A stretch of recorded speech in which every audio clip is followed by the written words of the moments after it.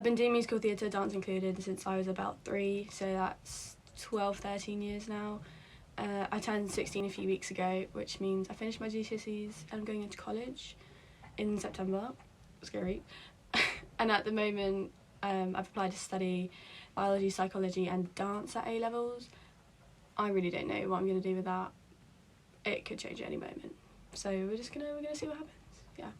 I'm not entirely sure if I want to go into the musical theatre world professionally.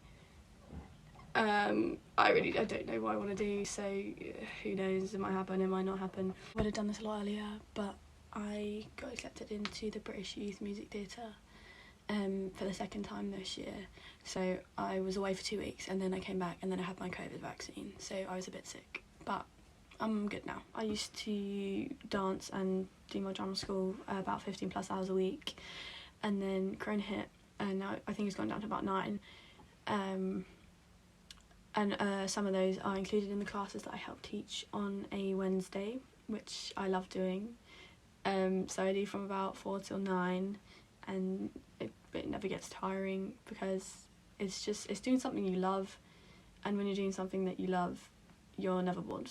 I was originally dancing with Jenny Hill up until the age of about 13, and then Miss G's took over, and it was quite a shock, to be honest, because the calibre of dancers there was just so much greater than anything I was ever used to, because, I mean, at least in my experience, Jenny Hill was like a recreational dance school, and I never really had the motivation or the drive to become a better dancer in a way. Like, obviously I wanted to get better, but just not in the way that I do now. And obviously I loved dance when I was there, but I don't know, it's just when Miss G's took over, something just clicked, and this sounds so gross, but my passion for dance was reignited. And since joining Miss G's, I've had so many more opportunities than I ever thought I would. For example, pretty soon after they took over, there was an opportunity to go perform at the Shaftesbury Theatre in London, and I had done things like that with my drama school, but never really for dance. So I always focus more on the acting and singing side of things, and I just push dance aside, sort of like, yeah, I do it, it's there. Whereas now that's completely flip-flopped, and I focus more on the dance and singing side than my drama, really. But yeah, I remember coming home one day after we were told that, like, there was a thing you could do, and I remember talking to my mum, like, can I please do this? Like, this is so cool. It's not even been like a few months, I'm already getting opportunities like this. I remember going to rehearsals and just being shocked, really, with how complex the dancers are, because I wasn't used to anything like that. Even in my drama school, everybody focused on singing and acting more than dance at all. And the dancers, they were just amazing, and everyone was so nice. I remember there was only one other girl from Tiptree that I was close with who did it, and sometimes if she wasn't there for rehearsals, I would just feel so lonely, or I'd get really nervous before because I knew she wasn't going to be there, and then I'd be like, oh, I'm going to be so lonely during breaks and stuff. But I specifically remember a load of the Royston people were just so nice and so supportive and talkative, and they just made the whole process a lot easier to be a part of. And since then I've had so many more opportunities, like I've joined the comp squad and done quite a few comps, the Fantasy and Light show, and I even started loads more lessons that I never really thought I would get to that point where I would be able to. So I started point, acro, contemporary and singing lessons with Miss Emma, which seriously just changed my whole outlook on singing altogether, because in my drama school the classes were all mixed, and so I was always the oldest, so it was like 16s all the way down to about 5-year-olds, so I never really got proper singing lessons. I learnt how to sing, but I didn't learn how to sing safely and properly.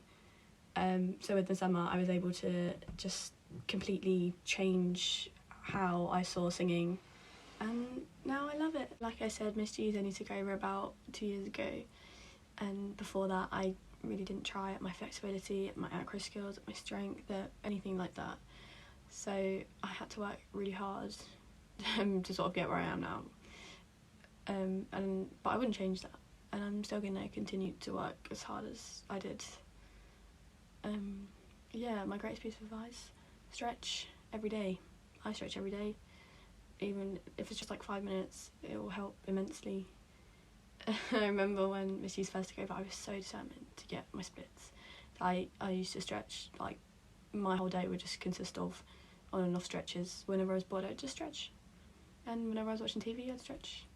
And once you get into the habit of doing that, it's really easy to continue on with, like I am now. So whenever you're bored, just think, oh, I can go stretch now. I feel like I rambled on for ages, so I'm going to get to the main point that I wanted to get across. Around about the time that Miss G took over, I was going through a pretty rough patch with my dance, in the sense that I wasn't very flexible, I wasn't very motivated, I wasn't very strong, I didn't try to work on anything, and I thought that everybody else was better than me and that I would never amount to anything. And a lot of the time my mum would have to force me to go to my dance lessons, which I'm very thankful for now. I couldn't tell you why. It's just dance wasn't, at that point, it wasn't somewhere that I wanted to be, and it wasn't something that I wanted to do anymore. And I almost quit several times, but I never had the guts to follow through with it, and I'm very glad about that now as well. But my greatest piece of advice, because I'm sure that most dancers will go through something like that, is stick through it, because it does get better, and I promise you that is not what dance is about, and it will change. One last thought before I stop talking. The main thing that I've learnt that you really have to do is you have to put yourself out there. You have to go for it in class, stand at the front, or, you know, if they're doing formations and they say, who wants to be at the top of the triangle? Me. You have to do things like that. It may feel uncomfortable and it may feel a bit awkward, but it's just how it is. And you'll get to a point where it's not awkward, and especially if you're going to auditions and things like that, you have to be able to stand out and you have to be able to make yourself known in an audition. Or not even that, but even in class, you've always got to be striving for your best, which is again what I wasn't doing. So if you're an aspiring dancer or singer or actor or anything along those lines, I cannot recommend Miss G's enough.